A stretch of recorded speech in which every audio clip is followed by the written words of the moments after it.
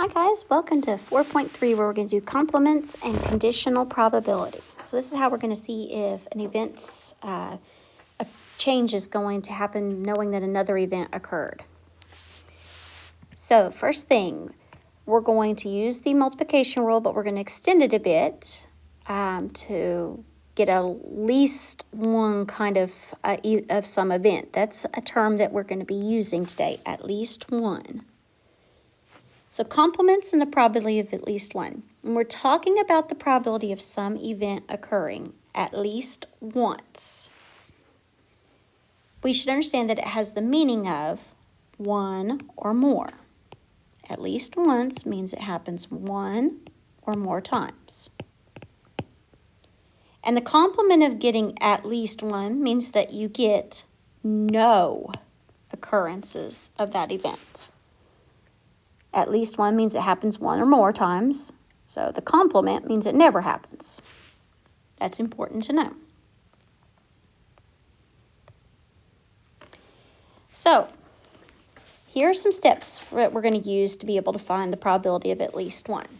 So here's the first one. Let A be, the probability of getting at least one.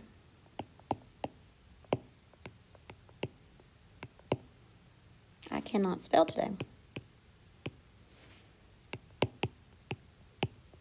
Of some event. So that means a complement is you get none of the event.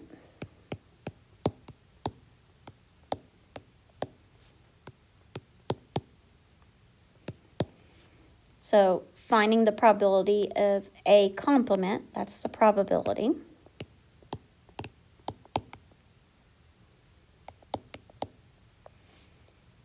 Of event A not even occurring.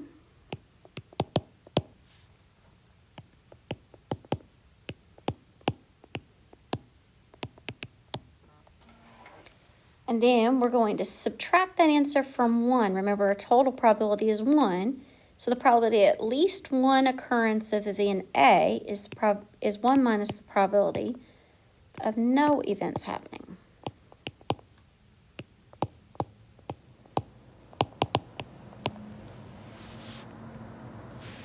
So let's see what that looks like.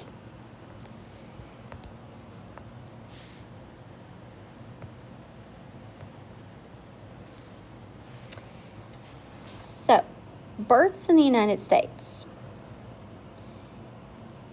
The true probability of a baby boy being born is 0.512.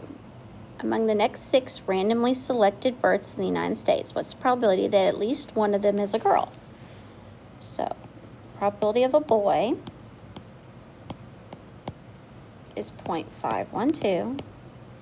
So the probability of at least one girl is 1 minus the probability of you having just boys,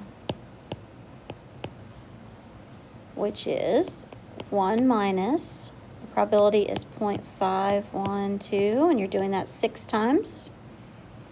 So 1 minus 0.512 to the 6th is 0.982.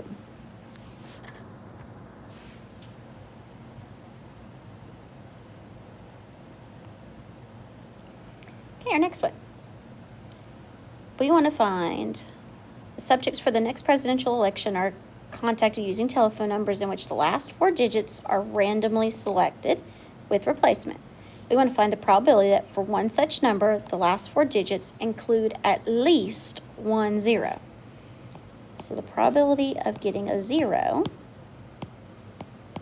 is 1 out of 10 digits. The probability that you do not get a 0 is 1 minus 0.10, which is 0.90. So the probability of all 4 not being 0 equals 0.90 to the 4th power, because you got 4 of them, 4 digits, and that's 0.6561. Lastly, probability of at least 1 0 is 1 minus 0.6561, which is 0.344. So let's go back over what we did there. We want the probability of at least 1 0 in your 4 digits. So this is what we want, is this last row, probability of at least 1 0. At least 1 is the complement of all 4 of them being not 0. So 1 minus that. And then we need to know the probability of you not being 0, which gives us the probability of being 0. So we had to work our way through to get the at least 1 definition using the complement. Now, conditional probability, it's when the probability of an event is affected by the knowledge that another event has occurred. So let's look at some of this. A conditional probability of event is a probability obtained with the additional information that some other event has occurred. The formula for this that we use is probability of B given A. That's what that little line means. That goes up like that, that vertical line, that means given. So probability of B given A is the same as probability of A and B. That's the and, well, that means times, over probability of A. So let's see a problem that deals with that. So here's a bunch of subjects in a trial. It says, of the 555 test subjects that we have in the trial here, find the probability that the subject had a positive test result given they actually used drugs. So probability of the test result given they used drugs. So that's the probability that they are positive and use drugs at the same time. That's these people, those 45. Out of the probability they use drugs. Well, how many use drugs? That's 45 plus 5 is 50. So our probability is 0.9.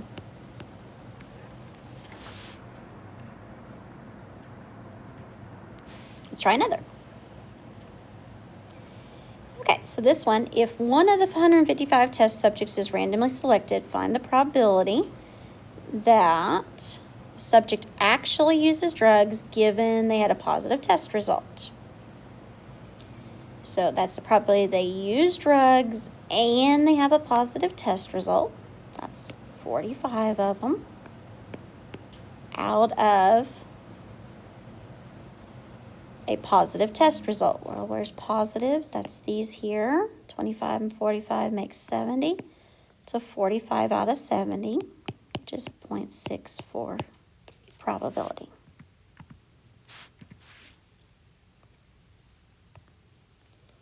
All right, now this is about a false positive. We're going to do some more practice. This is with hepatitis C. Find the probability of selecting a subject with a positive test result given they do not have hep C. So we need the positive and no hep C. That's 2 people.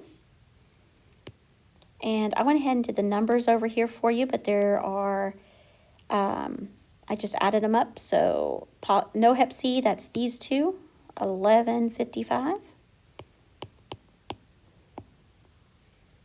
Which is 0.002. Now, why is this problematic? If you get a false positive, then it tells you have hep C, but you don't. That's going to probably scare you.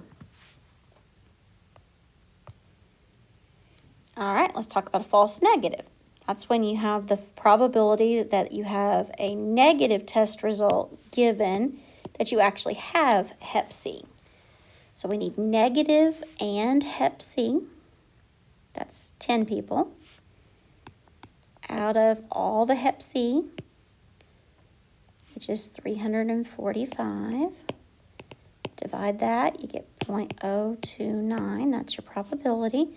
And why is this problematic or an unfavorable consequence? Well, if you're told you're negative, but you actually do have it, then you might not receive treatment because you didn't know you had it. Okay, positive predictive value. Find the positive predictive value for the test. That is, find the probability the subject has Hep C given they have a positive result. So probability of Hep C given a positive result. All right, so that's Hep C and positive. That's 335 people. Out of all the positive people, it's 337 people. Put that in the calculator. It's 0.994. So does this test appear to be effective? Yeah, at a 99.4% there, yeah, that is definitely effective at testing or detecting Hep C. Let's try another. So this one says find the negative predictive value. That is, you're going to find the probability that a subject does not have Hep C given a negative result. So no Hep C, negative result. So Hep and negative, that's 1153. Out of all the negative, it's 1163. That gives you 0.991. And again, does this seem to be effective? Yeah, it determines those that don't have Hep C pretty effectively, 99% of the time. It's pretty good. Now, we use this given, and it does not go both ways and give you the same answer. So they put here like the positive test result given the person uses drugs is not the same as a person uses drugs given the test result. So this is that confusion of the inverse. You cannot say that A given B and B given A are the same probability. Here's a simple example of that. If one of your events is that it's dark outside, the other one is that it's midnight. Probability of dark given that it's midnight. Well, probability that it's dark that it's given midnight is 1. It is definitely dark if it's midnight outside. But the other way around, probability that it's midnight given it's dark, that's 0. The probability that it is exactly midnight given that it is dark is pretty close to 0.